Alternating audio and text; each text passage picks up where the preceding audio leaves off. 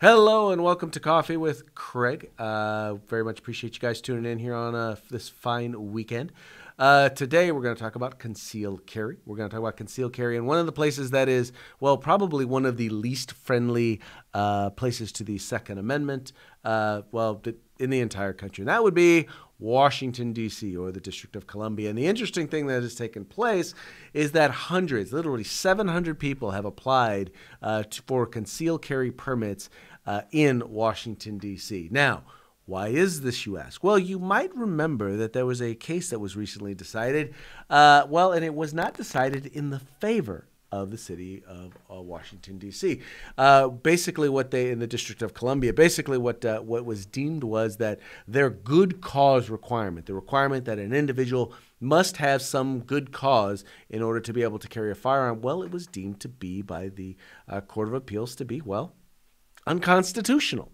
That it was not in fact in line with our ability or our right to be able to bear arms. Now, I know what you're thinking. You're thinking, well, gosh, that still doesn't mean. Why would they just give up? I mean, why wouldn't they take it to the next level, to the Supreme Court?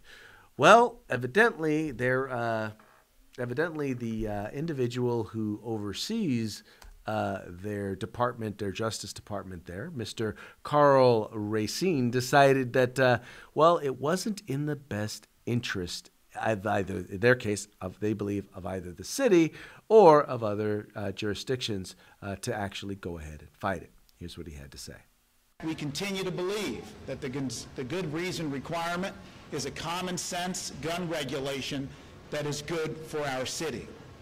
However, after weighing the consequences of an adverse decision on our city and indeed across the country, including neighboring jurisdictions, and after extensive important stakeholders and experts in the field, I've decided to not seek review of the D.C. Circuit's decision in the United States Supreme Court.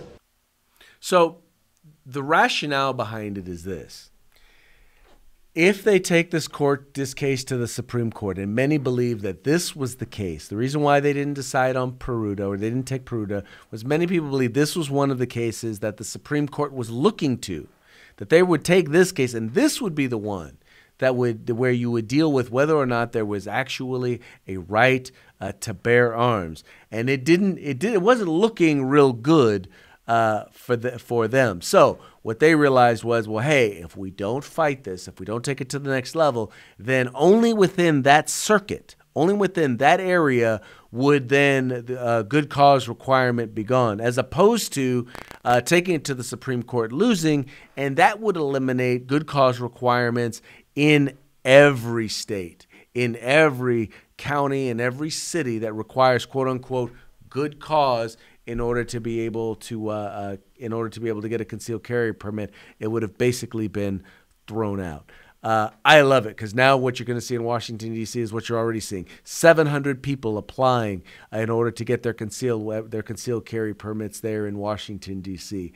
It will very quickly become a very, very safe place, or at least much safer, when citizens are going to be able to exercise their right to keep whether or not they have the right to keep arms is already been decided through Heller.